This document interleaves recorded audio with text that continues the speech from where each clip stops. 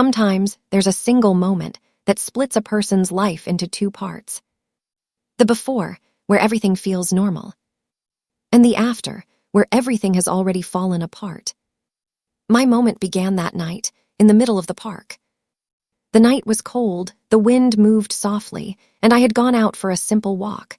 My mind was wandering through the usual thoughts, some stress, some hopes, the everyday noise inside the head. I had no idea that tonight would leave a mark on my face and on my life. The park lights were scattered far apart, and the middle path was swallowed in darkness. I passed through this place all the time, but that night the air felt different. There was a strange uneasiness, as if a shadow was moving in the corner of my eye, but whenever I turned to look, nothing was there. I was still trying to shake off the feeling when suddenly 3 men walked straight into my path. Their body language was off, no relaxed posture, no smile, nothing casual. One of them stepped right in front of me and said, "Give me your money." I didn't panic. I always believed I could defend myself if needed. I wasn't shaking, my hands weren't cold, and my eyes held theirs steadily. I thought maybe they were just trying to scare me. But then, one of them reached into his jacket and pulled out a knife. And something inside me snapped. My breath got stuck in my throat.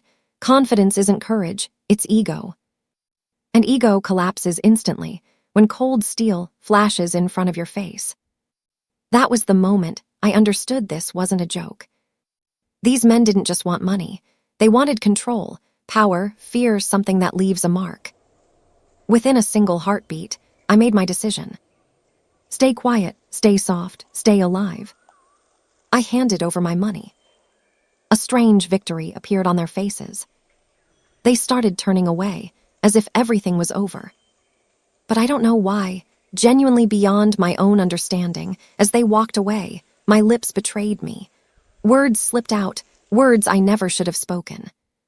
In a low voice, I said, "One day, I'll get my revenge." That single sentence caused more destruction than any wound ever could. They stopped. The tallest one walked back toward me. He grabbed my collar, dragged me downward, and the rage in his eyes was so close I could feel it on my skin. Then he raised the knife again. And this time, he dragged it straight across my face. A sharp, burning shock, as if fire sliced through my skin. I couldn't scream. Only tears came out, silent, painful, and in that moment I realized I would never be the same person again. The blade carved a straight line from my forehead to my cheek. It wasn't just on my face, it cut straight into who I was. He looked at me, smirked slightly, and said, "I'd like to see that." Then the 3 of them walked away. And I was left alone in that park, with my blood, my helplessness, and my stupidity. 3 things died that night. My confidence, my peace, my pride. And one thing was born. Hunger for revenge. 2 weeks had passed. The wound on my face was healing, but its pain still woke me up every morning as the very first reminder of that night. Every time I looked in the mirror, that long line across my face stared right back at me, reminding me what I had said and what I had lost. Every day I tried to convince myself that maybe I would forget, maybe time would fix everything. But time didn't fix anything. Time just made me more alive. And the scar made me into someone I had never been before. I decided I would not run away from the park. Running from fear keeps it alive forever. Facing it is what destroys it. That night I went back, right to the spot where I was robbed. It was dark, but there was a strange calm inside me, as if I was about to rewrite the second chapter of my own story.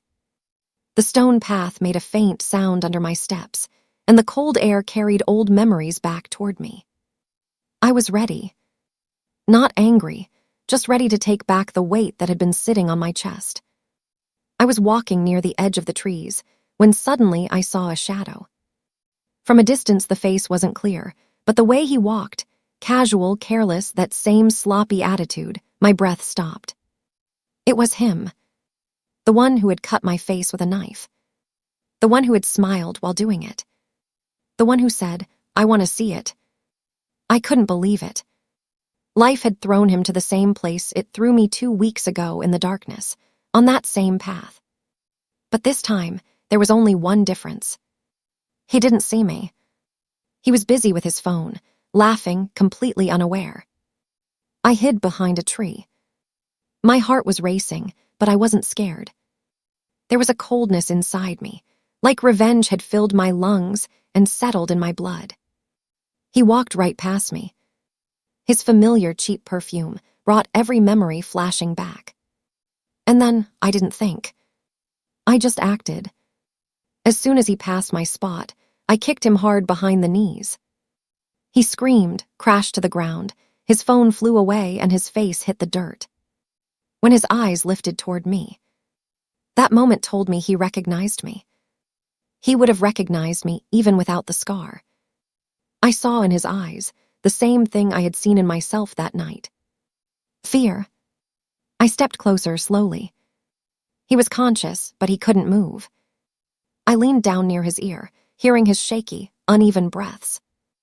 And I whispered the same words that had been burning inside me for weeks. Remember me. I remember everything. In that moment, I watched his useless courage shatter, piece by piece. That night, he had given me pain. Tonight, I had come to return what belonged to me. I didn't lift him. I didn't punch him wildly. I answered every piece of pain he left in my skin that night, letting him feel each one in his bones. He fell. He struggled. But the fire inside me wasn't done. When he finally lay on the ground completely drained, I reached into his pocket and took the $30 he had stolen from me that night. Maybe for someone else it's nothing. For me, it was everything. My worth. My self-respect. A small proof that I was taking my story back. Then I knocked him out. And I walked away. Like something had completed itself. Like the weight in my chest had finally lifted. But after taking revenge, there's a strange kind of silence, and that silence taught me something even more painful, that the real battle was only beginning, and it was with the scar on my face. The moment of revenge, it wasn't as long as I imagined. I thought maybe I would finally feel peace, maybe my breath would feel lighter, maybe there would be a quiet finally somewhere in my chest. But that night, when I walked out of the woods and headed home, there was a heavy weight inside me. Not a weight of hatred, but the weight of a truth. Nothing was over. Revenge was just a shadow. The real battle had just begun. And that battle was against the scar on my face. The next morning, when I looked into the mirror, that long, deep, uneven line felt like someone had written a story across my skin. A story of pain, humiliation, courage, and a strange kind of loneliness. 2 weeks ago, my face was completely normal. Today, as I sat in the rickshaw heading toward the market, people were looking at me. Not staring, just quick second glances, and then they moved on with their day. But for me, even that 1-second glance felt heavy. I had always been confident, but now every new face felt like it was judging me. Every slight stare dragged me back to that night, where 3 men didn't leave me a gift, they left me a mark. My family didn't ask anything. They just said, "Did you fall on something?" And I simply said, "Yes," and went into my room. Looking at the mirror felt like lying. Lying to myself. Lying to the world. I didn't like the scar. But what hurt the most was that it wasn't my choice. It was forced upon me. Taken from me. Every night, when the lights were off and my face pressed against the pillow, I could feel the faint burn of the scar. That burn brought back every scream, every fear, every humiliation from that night.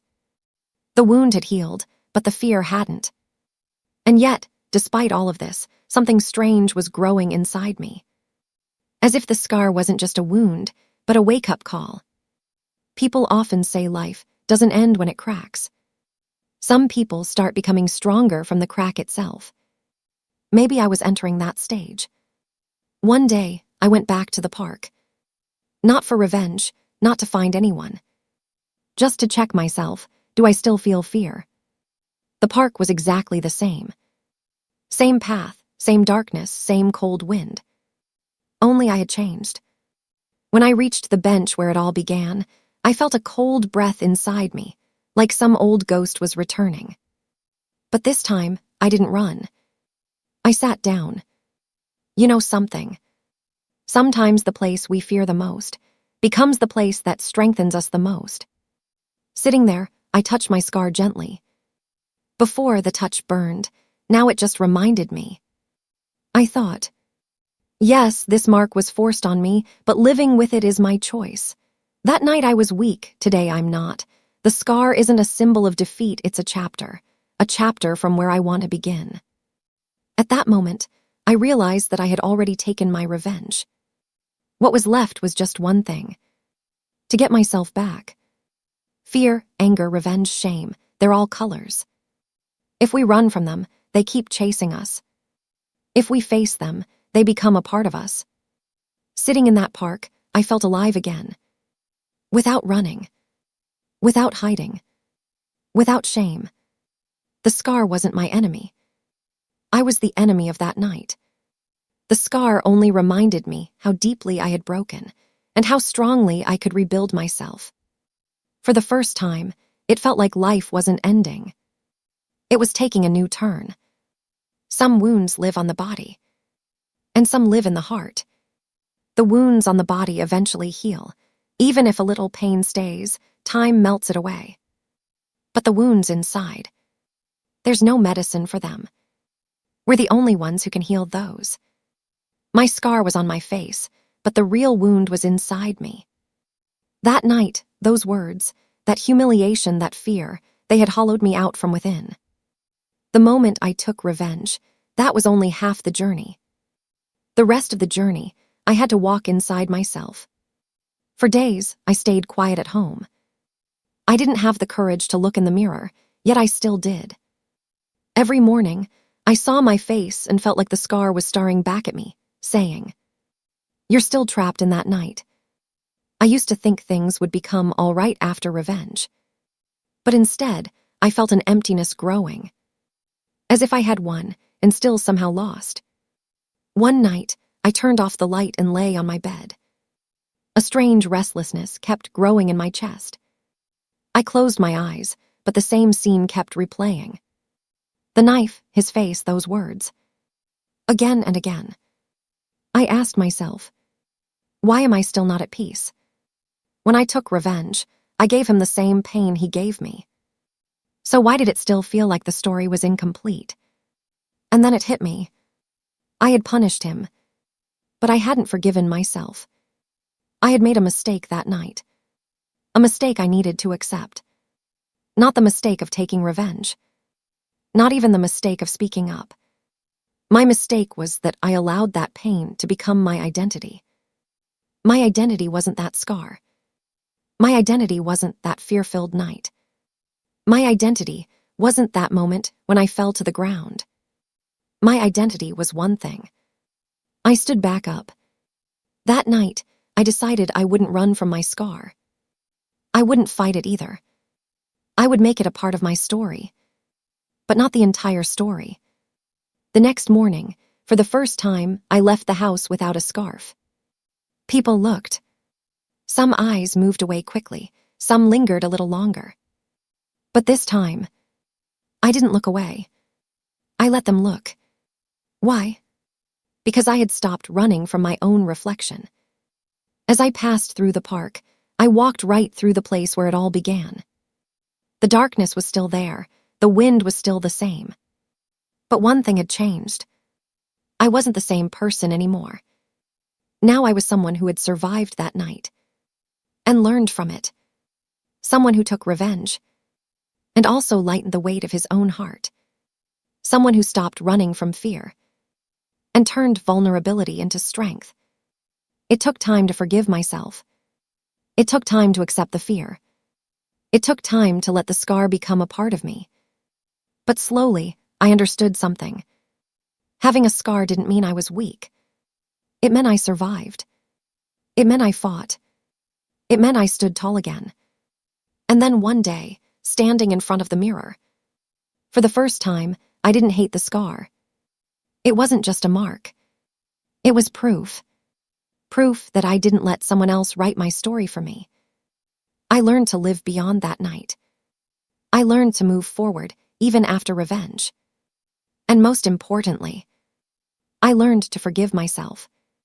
The scar is still on my face. It reminds me every day that life tried to break me. But I refused to stay broken. And maybe that was the real lesson. Some marks never fade, but they aren't there to stop us. They're there to push us forward.